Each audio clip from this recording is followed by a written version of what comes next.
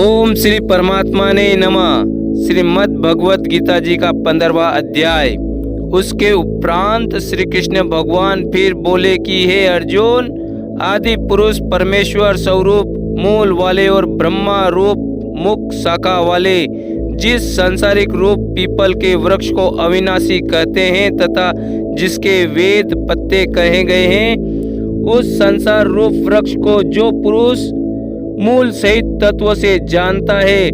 वह वेद के तात्पर्य को जानने वाला है। हे अर्जुन, उस संसार वृक्ष की तीनों गुण रूप जल के द्वारा बढ़ी हुई एवं विषय भोग रूप कोपलों वाली देव, मनुष्य और तिर्यक आदि योनि रूप शाखाएं नीचे और ऊपर सर्वत्र फैली हुई है तथा मनुष्य योनियों में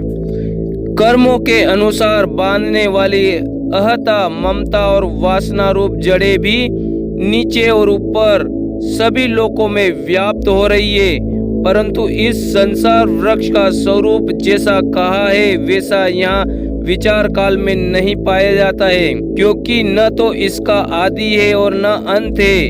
तथा न अच्छी प्रकार से स्थिति है। इसलिए इस अहता, ममता और वासना रूप अति दृढ़ मूल वाले संसार रूप पीपल के वृक्ष को दृढ़ वैराग्य रूप शास्त्र द्वारा काट कर उसके उपरांत उस परम पद रूप परमेश्वर को अच्छी प्रकार खोजना चाहिए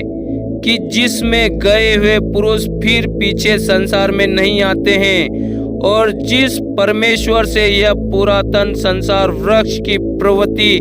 विस्तार को प्राप्त हुई है, उसी आदि पुरुष नारायण के शरण हुए इस प्रकार दृढ़ निश्चय करके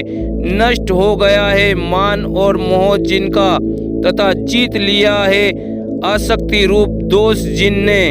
और परमात्मा के स्वरूप में है निरंतर स्थिति जिनकी तथा अच्छी प्रकार से नष्ट हो गई है कामना जिनकी, ऐसे वे सुख दुख नामक द्वंद्वों से विमुक्त हुए ज्ञानी जन उस अविनाशी परम पद को प्राप्त होते हैं। उस स्वयं प्रकाशमय परम पद को न सूर्य प्रकाशित कर सकता है, न चंद्रमा और न ही अग्नि प्रकाशित कर सकता है तथा जिस परम पद को प्राप्त होकर मनुष्य पीछे संसार में नहीं आते हैं वही मेरा परम धाम है। हे अर्जुन, इस देह में यह जीवात्मा मेरा ही सनातन अंश है और वही त्रिगुणमय माया में स्थित हुई मन सहित पांचों इंद्रियों को आकर्षण करता है। जैसे कि वायु गंध के स्थान से गंध को जैसे ग्रहण कर ले जाता है, वैसे ही देहादिकों का स्वामी जीवात्मा भी जिस पहले शरीर को त्याग कर जाता है उससे इन मन सहित इंद्रियों को ग्रहण करके फिर जिस शरीर को प्राप्त होता है उसमें जाता है। उस शरीर में स्थित हुआ यह जीवात्मा श्रोता, चक्षु और त्वचा को तथा रसना, घ्राण और मन को आश्रय करके अर्थात इन सब के सहारे से ही विषयों को सेवन करता है। परंतु शरीर छोड़कर जाते हुए को अथवा शरीर में स्थित हुए को और विषयों को भोगते हुए को अथवा तीनों गुणों से युक्त हुए को भी अज्ञानी जन नहीं जानते हैं। केवल ज्ञानी रूप नेत्र वाले ज्ञानी जन ही तत्व से जानते हैं,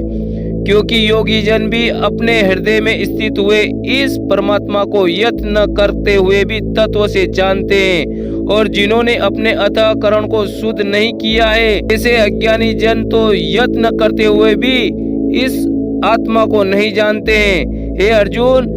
जो तेज सूर्य में स्थित हुआ संपूर्ण जगत को प्रकाशित करता है तथा जो तेज चंद्रमा में स्थित है और जो तेज अग्नि में स्थित है उसको तू मेरा ही तेज जान। और मैं ही पृथ्वी में प्रवेश करके अपनी शक्ति से सब भूतों को धारण करता हूँ और रस स्वरूप अर्थात अमृतमय चंद्रमा होकर संपूर्ण औषधियों को अर्थात वनस्पतियों को पुष्ट करता हूँ तथा मैं ही सब प्राणियों के शरीर में स्थित हुआ वेसना नर अग्नि रूप होकर प्राण और अपान से युक्त हुआ 4 प्रकार के अन्न को पचाता हूँ और मैं ही सब प्राणियों के हृदय में अंतर्यामी रूप से स्थित हूँ तथा मेरे से ही स्मृति ज्ञान और अपहरण होता है और सब वेदों द्वारा मैं ही जानने योग्य हूँ तथा वेदांत का कर्ता और वेदों का जानने वाला मैं ही हूँ। हे अर्जुन, इस संसार में नाशवान और अविनाशी भी यह दो प्रकार के पुरुष हैं। उनमें संपूर्ण भूत प्राणियों के शरीर तो नाशवान और जीवात्मा अविनाशी कहा जाता है तथा उन दोनों से उत्तम पुरुष तो अन्य ही है,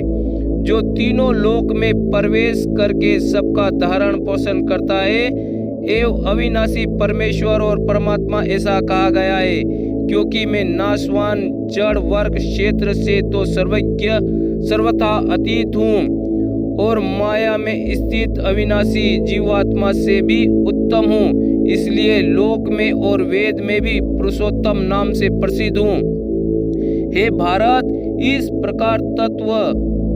जो ज्ञानी पुरुष मेरे को पुरुषोत्तम जानता है, वह सर्वज्ञ पुरुष सब प्रकार से निरंतर मुझ वसुदेव परमेश्वर को ही बचता है। हे निष्पाप अर्जुन, ऐसे यह अति रहस्य युक्त गोपनीय शास्त्र मेरे द्वारा कहा गया है।